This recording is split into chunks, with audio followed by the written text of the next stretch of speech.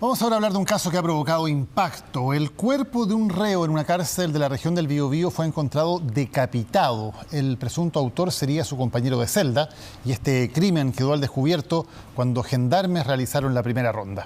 El presunto asesino, quien de hecho cumple una condena de 18 años por homicidio, habría manifestado que se trató de un ritual, aunque la PDI aún no da por válida esa tesis.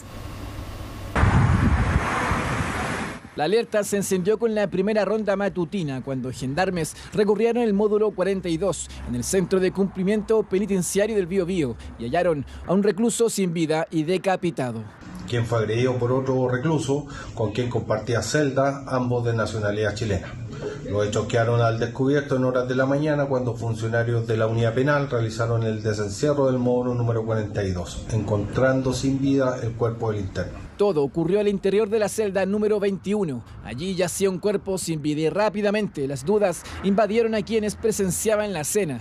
¿Quién fue? ¿Por qué lo hizo? Dudas ante un hecho inédito en la historia carcelaria de nuestro país. Efectivamente, este es un suceso bastante grave, pero además bien inédito en nuestra historia penitenciaria. No teníamos antecedentes recientes, al menos de que una persona que compartiera celda con otra persona fuera decapitada durante la noche. La víctima es Vincent González Aguirre, un hombre chileno de 27 años condenado en 2022 a 15 años de cárcel por los delitos de robo con violencia y tráfico de drogas. Su cuerpo estaba junto a una Biblia y en las paredes de la celda signos que podrían atribuirse a un ritual de carácter satánico. De acuerdo a las primeras diligencias desarrolladas por personal institucional, el presunto autor habría manifestado que los hechos ocurrieron en un contexto de un ritual, aparentemente en condiciones de enajenación mental, encontrando además en el lugar elementos como una Biblia y escritos con símbolos satánicos. ¿Cuál es la razón de que hay un enajenado mental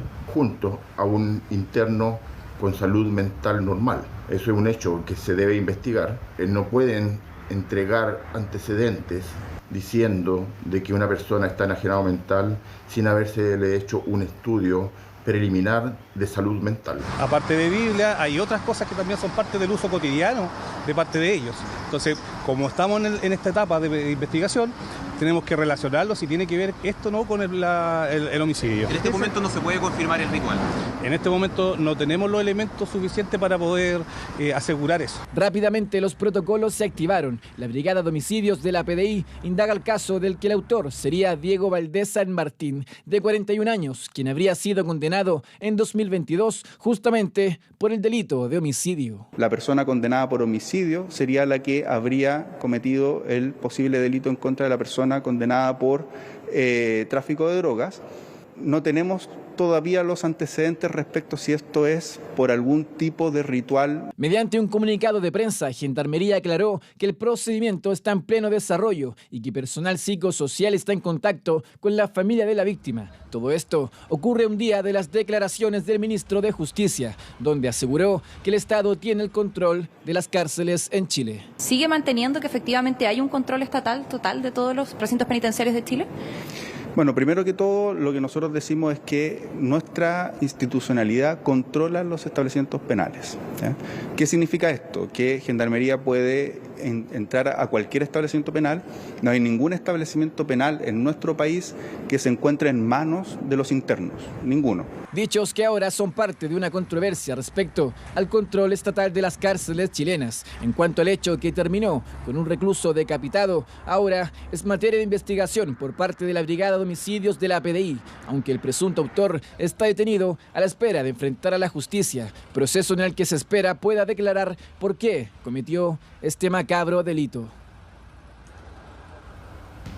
Podrían pasar meses y hasta años para que el último líder del Tren de Aragua en Chile, Carlos Gómez, apodado El Bobby, sea extraditado a nuestro país tras ser detenido en Colombia. Un tiempo que podría servir para que el Estado se prepare para la llegada de una serie de integrantes de la cúpula de esta banda de crimen organizado que han sido capturados en Sudamérica. Expertos recomiendan adaptar la infraestructura y también la normativa que permita segregar a estos presos del resto de la población penal.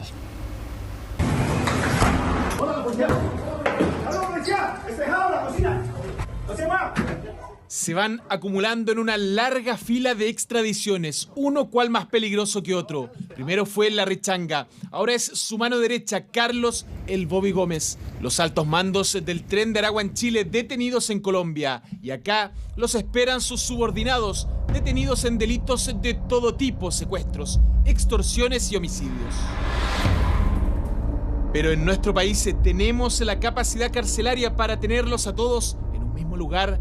Parecería un riesgo real teniendo en cuenta el grave motín ocurrido en la cárcel de alta seguridad protagonizado por miembros de esa banda del crimen organizado.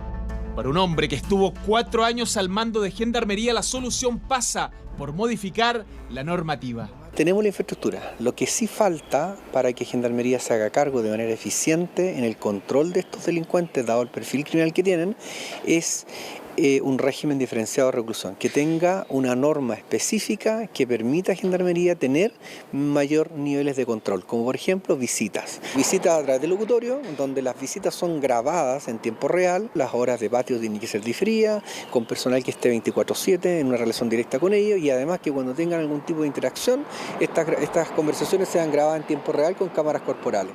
La cárcel de alta seguridad es tal vez el único lugar que podría garantizar que la prisión preventiva de este líder del Tren de Aragua se cumpla sin inconvenientes.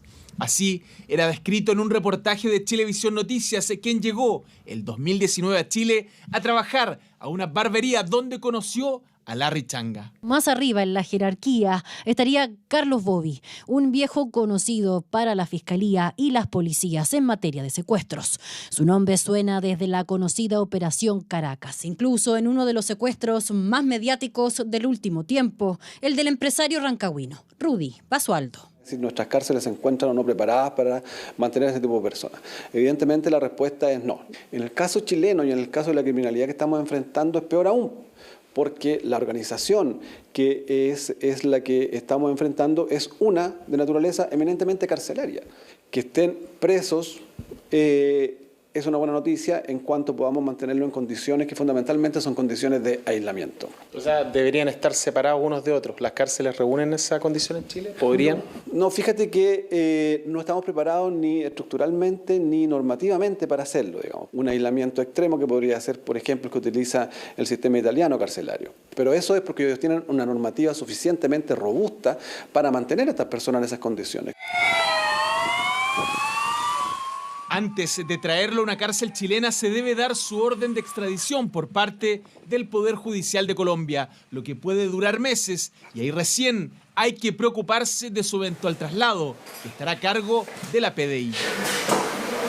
Pero con estos sujetos de alta peligrosidad nunca se puede descartar la posibilidad de un rescate. Todos estos traslados evidentemente tienen que ameritan, ¿cierto?, medidas de seguridad extra, ¿cierto? Nosotros tenemos un equipo táctico de la Policía de Investigaciones, ¿cierto?, la Brigada de Reacción Táctica Metropolitana, que se hace cargo de todos estos traslados que tienen que ver con personas de alta peligrosidad.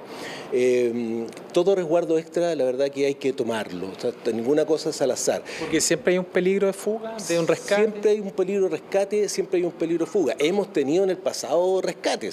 De producirse la extradición, segregar a los líderes de esta agrupación en distintas cárceles es una opción. Lamentablemente, dice el exdirector de Gendarmería, solo la cárcel de alta seguridad reúne las características para su adecuada custodia. En distintas cárceles que tengan condiciones de máxima seguridad, sí. De hecho, una de las propuestas que hay es construir cárceles, por lo menos 3, zona centro, sur y norte, cárceles con una capacidad no superior a 500 internos, que tengan estas características, porque lo que no pueden hacer es estar en cárceles, aunque sean grandes y en un módulo distinto, siempre van a tener una conexión con los demás internos y pueden ordenar, dado el liderazgo que tengan, incluso a viva voz, ordenar algún tipo de rebelión contra el sistema.